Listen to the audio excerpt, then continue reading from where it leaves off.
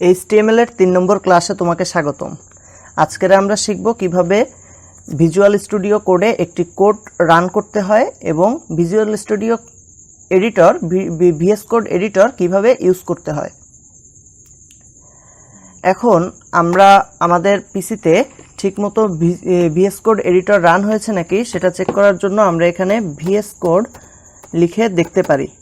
যদি তোমার এখানে যদি এই VS কোড স্টুডিও এটা যদি আসে তাহলে বুঝবে যে তোমার পিসিতে ভিজুয়াল স্টুডিও কোডটা রান করা আছে। এখন আমরা চলে যাব আমাদের পিসিতে চলে যাব। এইখানে দেখতে পাচ্ছি আমি এখানে যাচ্ছি এবং এই যে নিউ যে ডিস্কটা দেখতে পাচ্ছি এইখানে হচ্ছে আমি আমার সব প্রোগ্রামিং এর সব কাজ করি। তোমরাও যদি পারো তাহলে একটা কাজ করবে যে তোমাদের সব ধরনের প্রোগ্রামিং এর কাজগুলো একটা জায়গায় আলাদাভাবে রাখতে, তাতে করে তোমার এইগুলা হচ্ছে পরবর্তীতে ব্যবহার করার একটা সুবিধা হবে। তো আমি এখন একটা কোড ভিজুয়াল স্টুডিওতে রান করব। তার জন্য আমি একটা ফাইল নিউ ফোল্ডার ক্রিয়েট করতেছি, যার নাম আমি দিচ্ছি হ্যালো ওয়ার্ল্ড।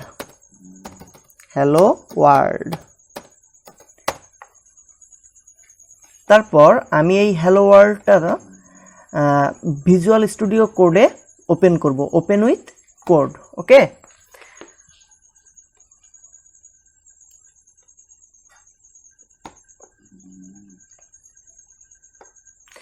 এই যে আমার VS কোডটা ওপেন হয়ে গেল। তারপর yes trust the author click করলাম। হ্যাঁ, তারপর এটা তোমরা দেখতে পাচ্ছ যে একটা ভিজুয়াল স্টুডিও কোডের যে এডিটরটা সেটা ওপেন করলে তোমরা এমন একটা ইন্টারফেস দেখতে পারবে।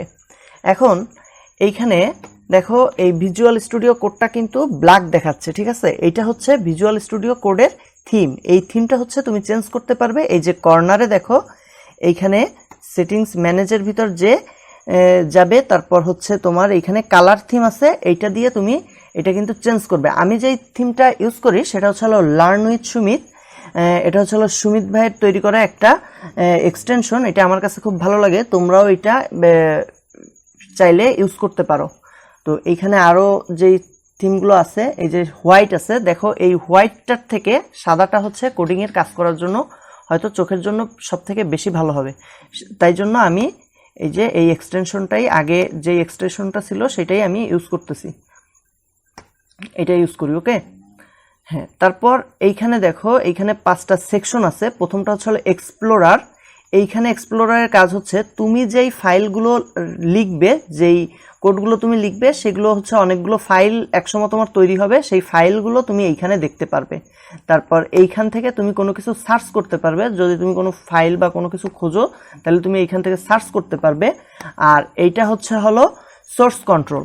তুমি যখন আস্তে আস্তে আরও বেশি যখন তুমি শিখে যাবে তখন তুমি গিটহাব নামে একটা ওয়ার্ড তুমি শুনতে পারবে।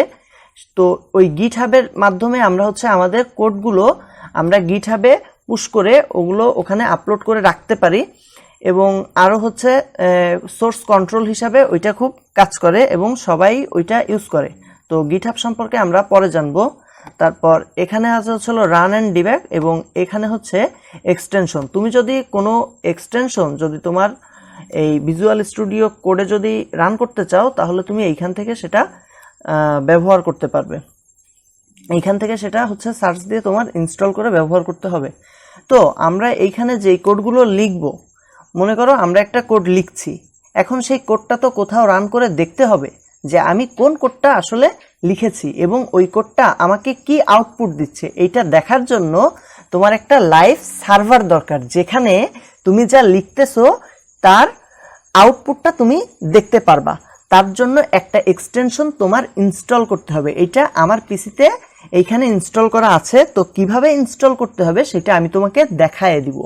এইখানে দেখো সার্চ এক্সটেনশন আছে, এইখানে তুমি লিখবে লাইভ এক্সটেনশন। তো এইখানে তোমার সার্চ দেওয়ার আগে তুমি চেক করে নিবে যে তোমার নেট কানেকশন যেন এখানে থাকে, ঠিক আছে। এইখানে দেখো অনেকগুলো live server, live share extension আছে, তার ভিতর থেকে এইটা হচ্ছে সব থেকে ভালো, লাইভ সার্ভার 5.61, ঠিক আছে। এইটায় তুমি ক্লিক করবে। এখন দেখো এইখানে কিন্তু লাইভ সার্ভার 5.61 আছে, এটা কিন্তু আস্তে আস্তে আপডেট হয়। এখন তোমার এসে 5.62 থাকতে পারে বা 3 থাকতে পারে অথবা 5.7 থাকতে পারে।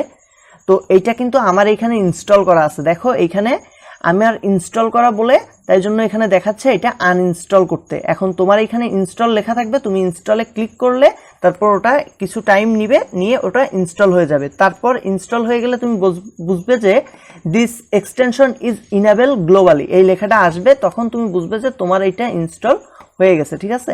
দেখো এটা অনেক মানুষ কিন্তু এখন পর্যন্ত ইনস্টল করেছে এবং এটা রেটিংসও খুব ভালো, এবং এর পরবর্তীতে যেগুলো আছে এগুলো একটু বাজে এইটার থেকে একটু খারাপ সার্ভিস হয়তো দেয়, সেই জন্যই মানুষ সব থেকে বেশি এইটা ইউজ করে। এবারে আসি আমরা, এটা আমরা ক্লোজ করে দিই। হ্যাঁ, এখন আমরা এইখানে একটা ফাইল ক্রিয়েট করব। অনেকে আছে হচ্ছে নোটপ্যাড বা অন্য কিছুতে ইউজ করে, ওইগুলোর কথা আমি ঠিক বলতে পারি না, আমি সবসময় ভিএস কোডটাই ইউজ করি। এখানে আমরা নতুন একটা ফাইল ক্রিয়েট করব।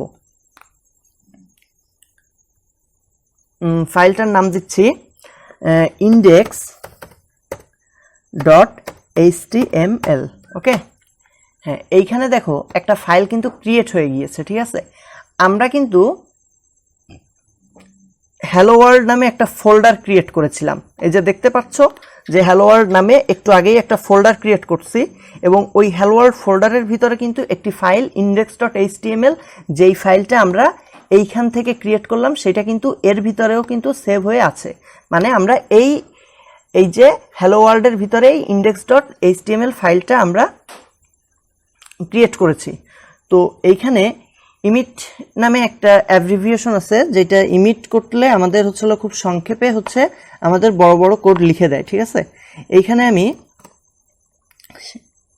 দেখো একটা অ্যাব্রিভিয়েশন দিচ্ছি, এইখানে দেওয়া আছে ইমিট অ্যাব্রিভিয়েশন, ঠিক আছে। এই জায়গায় যদি আমি এখন ইন্টার প্রেস করি তাইলে আমাকে একটা বয়লার প্লেট, আমাকে রেডিমেড একটা বয়লার প্লেট দিয়ে দিবে, এই যে এইটা আমাকে দিয়ে দিল, ঠিক আছে। যার কারণে এইটুকু আমার কষ্ট করে টাইপ করা লাগলো না। এখন এইখানে কিছু জিনিস লেখা আছে, এইগুলো হচ্ছে লাগে না।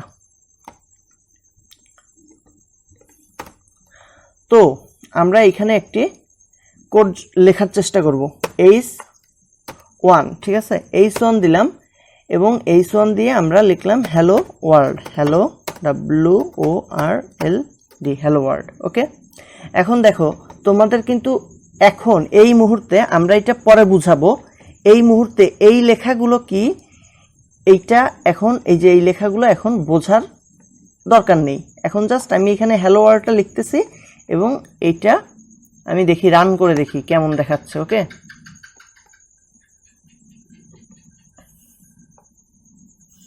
এই যে দেখো আমি এটা ক্রোম ব্রাউজারে রান করে দেখি। তো তাহলে আমরা দেখতে পারতেছি যে আমরা এই যে ক্রোম ব্রাউজারে কিন্তু হ্যালো ওয়ার্ল্ড লেখাটা দেখতে পারতেছি। তো আপাতত তোমরা হ্যালো ওয়ার্ল্ড লেখাটা শিখে গেলে, ধন্যবাদ।